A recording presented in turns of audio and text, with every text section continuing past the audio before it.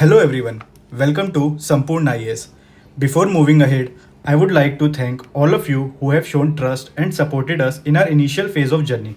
And we promise we will try to deliver you one of the best content, strategy and guidance in clearing your civil services journey. आइए अब video start करते हैं. Important book list for 71st BPSC. देखिए, सबसे पहले तो मेरी यही गोल्डन एडवाइस रहेगी कि स्टार्ट आपको NCERT से ही करना है. बट क्योंकि अब टाइम कम है, आई गेस ओनली 50 डेज़ के अराउंड, तो हम सिर्फ उतना ही डिस्कस करेंगे जितने से आपका एग्ज़ाम क्लियर होगा. बिकॉज मैं ये मान के चल रहा हूँ कि अगर आपको 71st BPSC देना है तो आपने बेसिक सोर्सेज NCERTs एटलीस्ट एक बार पढ़ा होगा. मतलब फर्स्ट टाइम नहीं रिफ़र कर रहे होगे आप ये सब सब्जेक्ट्स. आइए अब सब्जेक्ट्स देखते हैं. हिस्ट्री. देखिए, जनरली लोग आपको यही सजेस्ट करेंगे कि एंशियंट के लिए RS शर्मा, मिडाइवल के लिए सतीश चंद्रा एंड मॉडर्न के लिए बिपिन चंद्रा फॉलो करिए. तो अगर आपने ये पढ़ा है, इसमें इंपॉर्टेंट मार्क किया है, तो आप इसी पे स्टिक रहिएगा. बट अगर एक बार भी नहीं पढ़े हैं तो प्लीज़ इसे मत उठाइएगा, वरना प्रीलिम्स तक आप लोग हिस्ट्री पढ़ते रह जाओगे. तो अब इसका ऑल्टरनेट क्या है? ल्यूसेंट. देखिए, ल्यूसेंट जीके की बुक, इसमें आपके सारे जीएस के सब्जेक्ट्स कवर हैं. हिस्ट्री, ज्योग्राफी, पॉलिटी, साइंस, सब. एंड ईच सब्जेक्ट शायद 60-70 पेजेस के अराउंड का ही है, तो ज़्यादा बल्कि भी नहीं है ये. तो हिस्ट्री सेक्शन इससे ही पढ़ेंगे आप. एंड इसमें भी ज़्यादा फोकस आप लोग जो लिस्टिंग्स हैं, जो टेबल्स, चार्ट्स हैं, उन सब पे करेंगे. और क्रोनोलॉजी पे देखो, क्रोनोलॉजी से डायरेक्ट ही 6-7 क्वेश्चन बन जाएंगे और आप उसमें से इजीली सॉल्व कर लोगे. बाकी एक एडवाइस और है, मॉडर्न के लिए आप लोग स्पेक्ट्रम ज़रूर कर लेना. देखो, अगर एक बार भी नहीं पढ़ी है तब तो आप कुछ मत करना, सिर्फ स्पेक्ट्रम उठाना, उसके हर चैप्टर के पीछे जो समरीज हैं वो, और जो लास्ट में टेबल्स दी हैं वो पढ़ लेना. उसे घोल के पी जाओ अगर कुछ नहीं पढ़ा है स्पेक्ट्रम में तो, वरना तो आपको अपने स्पेक्ट्रम रिवाइज करनी ही है. बाकी जो जो टॉपिक्स पढ़ रहे हो उसको घटना चक्र से सॉल्व करो. आई होप घटना चक्र आप सबको पता होगा. इसमें सिर्फ आपके बिहार के नहीं, बल्कि यूपीएससी के, यूपी के, राजस्थान के, एमपी के, उत्तराखंड के, छत्तीसगढ़ के, इन सब पीसेस के क्वेश्चंस हैं. तो आपको एक टॉपिक से, और आपको मतलब एक टॉपिक से क्या और क्या क्या कितने क्वेश्चंस इंपॉर्टेंट हैं वो सब आपको आइडिया लग जाएगा. इंपॉर्टेंट चैप्टर्स भी पता लेंगे कि किस में से क्वेश्चंस ज़्यादा आते हैं, किस में से कम. तो अगेन घटना चक्र भी बहुत इंपॉर्टेंट है. अब साइंस. देखो, साइंस के लिए भी वही 2 बुक्स, ल्यूसेंट एंड घटना चक्र. आप NCERTs भी कर सकते हो, बट NCERTs में आपको ट्रिम करना पड़ेगा क्योंकि 6th to 12th अभी पॉसिबल नहीं है एग्ज़ाम तक के लिए. तो ल्यूसेंट आप पढ़ोगे, ल्यूसेंट में सब इम्पोर्टेंट है, इसी से पढ़ना. और आई गेस अगर आपने इसे ढंग से पढ़ा है तो शायद ही कोई क्वेश्चन आप गलत करोगे इसमें. अगेन इसमें भी ज़्यादा फोकस आप लिस्टिंग पे रखना, जो टेबल्स वगैरह हैं, क्योंकि उसे लास्ट में रिवाइज करने में बहुत काम आएगा. और इसको रिवाइज करते करते आप घटना चक्र सॉल्व करिएगा. बाकी इसमें प्रायोरिटी आप ऐसे रख सकते हैं, सबसे ज़्यादा वेटेज बायो को दीजिएगा, और फिर फिजिक्स और केमिस्ट्री को इक्वल वेटेज. फिजिक्स केमिस्ट्री का प्लस माइनस चलता रहता है, कभी फिजिक्स से ज़्यादा तो कभी केमिस्ट्री से ज़्यादा. इन सब में क्वेश्चन बायो में थोड़े से ज़्यादा आते हैं.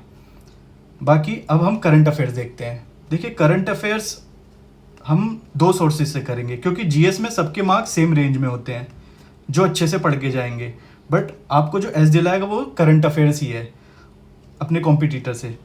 तो इसके लिए आप कोई भी 2 सोर्सेज फॉलो कर सकते हैं. जो मैं सजेस्ट करूंगा उसमें एक है एडुटेरिया, जो आपको करना ही करना है. दूसरा स्पीडी, अगर आप इंग्लिश मीडियम से वैसे, और अगर आप हिंदी मीडियम से तो घटनासार भी कर सकते हैं. घटनासार 6 मंथली आती है, बट बहुत अच्छी मैगजीन है, वो आपको यूपी पीसीएस में भी काम आएगी.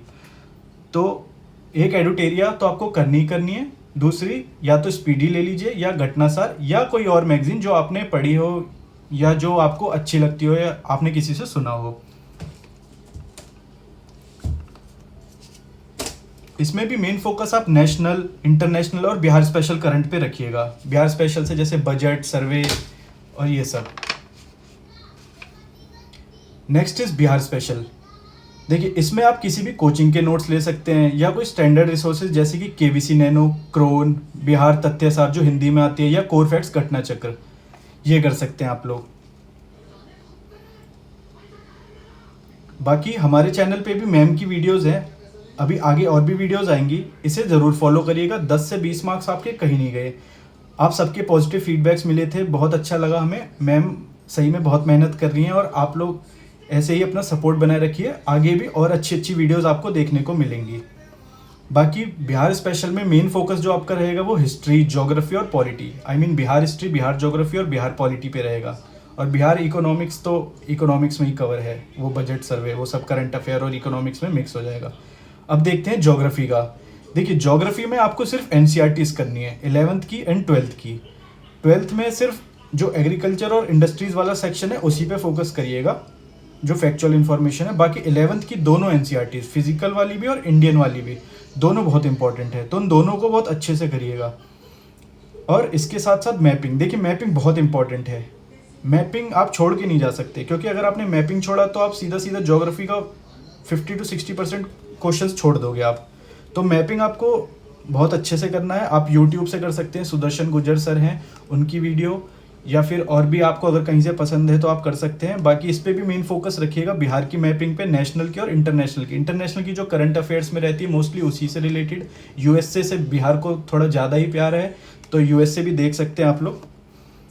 बाकी अब और घटना चक्र ज़रूर सॉल्व करिएगा ज्योग्राफी की। उसमें अगर मैं कहता हूँ अगर आप नहीं भी अलग से मैपिंग करते हैं तो जितने मैपिंग के क्वेश्चन आप ज्योग्राफी में घटना चक्र से आए हैं सिर्फ उतने कर लीजिए ढंग से। आप अगर 7-8 क्वेश्चन आते हैं तो आप स्टिल 5-6 क्वेश्चन इजीली सॉल्व कर लेंगे। अब पॉलिटी का देखिए, पॉलिटी में अगर आपने लक्ष्मीकांत पढ़ा है तब तो बेस्ट है, आप उसी को रिवाइज करिए, क्योंकि इसका वेटेज मैंने बताया था आपको लास्ट वीडियो में ही कि 10 से 12 क्वेश्चन आते हैं और वो थोड़े इजी नेचर के होते हैं एज़ कम्पेयर टू यूपीएससी। अगर आपने वो ट्रेंड एनालिसिस वाला वीडियो नहीं देखा है तो वो ज़रूर देखिएगा।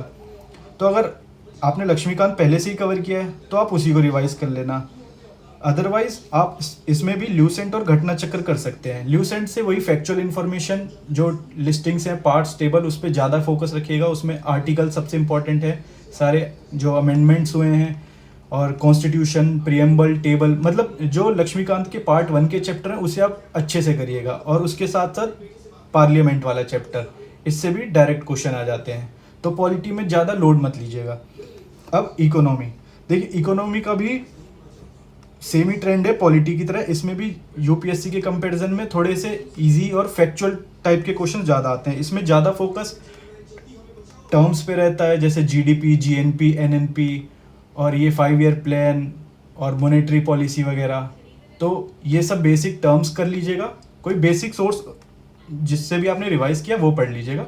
बाकी इसके अलावा जो बजट है बिहार का और यूनियन का, दोनों बहुत अच्छे से कर लीजिएगा। बिहार की बजट पे ज़्यादा फोकस रखिएगा क्योंकि उससे ज़्यादा क्वेश्चन आते हैं, डायरेक्ट क्वेश्चन आएंगे। थोड़ा फैक्चुअल है बट करना पड़ेगा। और इकोनॉमिक सर्वे, और अगर कोई आपने सोर्स नहीं पढ़ा है तो अगेन मैं कहूँगा ल्यूसेंट देख लीजिएगा, उससे टर्म्स देख लीजिएगा, पीवाईक्यूज जरूर इसके देख लीजिएगा कि आपको पता लग जाएगा कि किस हिसाब से बीपीएससी क्वेश्चन पूछता है।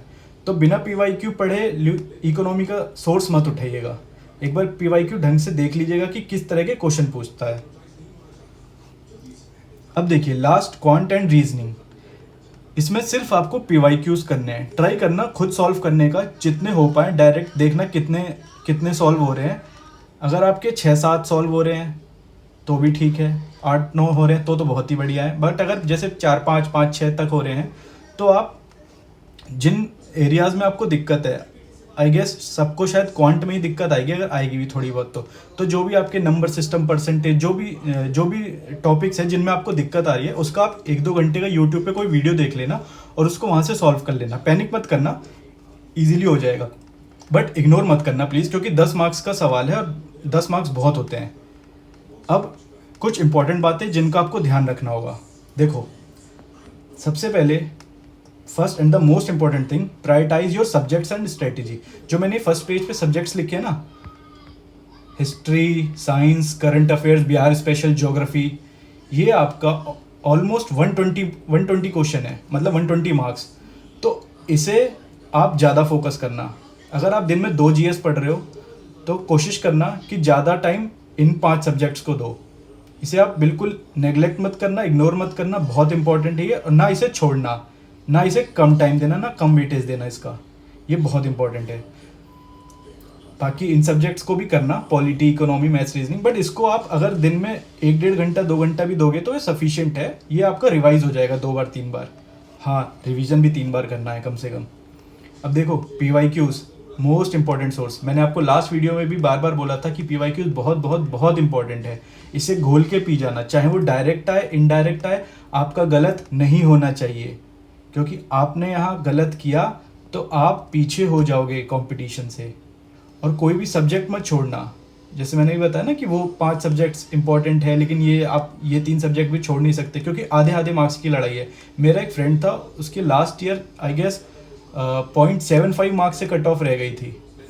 उसने मतलब बहुत इजी सा करंट अफेयर का कोई क्वेश्चन गलत किया था, उसे पता था, बट वही है एग्ज़ाम प्रेशर में उसने गलत कर दिया। तो थोड़ा सा इस बात का भी ध्यान रखना आप लोग, पहले ही मॉक टेस्ट वगैरह सॉल्व कर लेना, 8 10 15 जितने मैंने कहे थे, या जितने आपको अपने लिए सफिशिएंट लगते हैं, ताकि वहाँ आप इजी क्वेश्चंस गलत नहीं करना। देखो कभी भी एग्जाम में टफ क्वेश्चंस आपका कंपटीशन नहीं रोकते, इजी क्वेश्चंस आपको कंपटीशन से बाहर करते हैं। तो उन्हीं इजी क्वेश्चंस को आपको एज बनाना है, आपको सही करना है, क्योंकि वो आप भी सही करोगे, आपके कॉम्पिटिटर भी सही करेंगे, जो बाहर होंगे वो वही इजी क्वेश्चंस गलत करेंगे। और लास्ट एंड, अगर आपके पास खुद के नोट्स हैं तो प्लीज़ पहले उसे रिवाइज करना, क्योंकि देखो उनका ऑल्टरनेट कोई नहीं है। कोई भी आप अलग सोर्स उठा लो, ज़्यादा से ज़्यादा 1 2 मार्क्स 3 मार्क्स का डिफरेंस आएगा, लेकिन अगर आप वही अपने नोट्स को बार बार रिवाइज कर लोगे तो 1 2 3 को आप अपनी साइड ले आओगे, 1 2 3 मार्क्स जो मैं कह रहा हूँ। तो अपने नोट्स हो उसे बार बार रिवाइज करो, PYQ सॉल्व करो, जितने ज़्यादा से ज़्यादा कर सकते हो, घटना चक्र सॉल्व करो। अगर आपके खुद के नोट्स बने हुए हैं तो आपके लिए तो अच्छा है ना, कि आपका टाइम बचेगा। और जितना फैक्चुअल इन्फॉर्मेशन है, जैसे आपको घटना चक्र में आपने पढ़ा, जो सॉल्यूशन में उसका कुछ आपको लगता है नया फैक्ट्स है, तो वो पढ़ो, उसको नोट डाउन कर लो, अपने नोट्स में ऐड कर लो, समझ रहे हो। और अगर आपको लगता है, देखो कई बच्चे ऐसे होंगे जिन्होंने घटना चक्र शायद एक बार भी ना पढ़ी हो, तो देखो थोड़ा सा मुश्किल तो है, बट स्टिल मैं एक चीज़ कहूँगा कि modern history, science and geography, in 3 subjects के आप घटना चक्र जरूर से ज़रूर सॉल्व करना, इसे नेगलेक्ट मत करना। हिस्ट्री में भी देखो मैंने सिर्फ मॉडर्न हिस्ट्री बोला है, साइंस तो देखो करनी ही करनी है आपको, साइंस मत छोड़ना, ना ल्यूसेंट और ना घटना चक्र, बहुत एज पे आ जाओगे अगर आप दोनों करके जाओगे तो। बहुत बहुत बड़ा रोल प्ले करता है साइंस और ज्योग्राफी भी। तो मॉडर्न हिस्ट्री, साइंस, ज्योग्राफी आपको करनी है। उसके बाद टाइम बचता है तो जैसे हिस्ट्री का मैंने बाकी बोला था, एंशिएंट मिडाइवल, वो देख लेना, और एक पॉलिटी बचा बस। तो पॉलिटी का अगर आपको लगता है कि नहीं दिक्कत हो रही है तो सिर्फ PYQs देख लेना BPSC के, बट PYQs हर सब्जेक्ट के देखना, जो सिर्फ बिहार की PYQs है उसकी बात कर रहा हूँ। घटना चक्र में तो सारे सब्जेक्ट की PYQs आते हैं, ठीक है। अब हम ज़्यादा टाइम नहीं लेंगे आपका, वीडियो को यहीं एंड करेंगे। बाकी आपको जो भी डाउट्स हो please do let us know in the comment section, and don't forget to like, subscribe and share the channel. Thank you.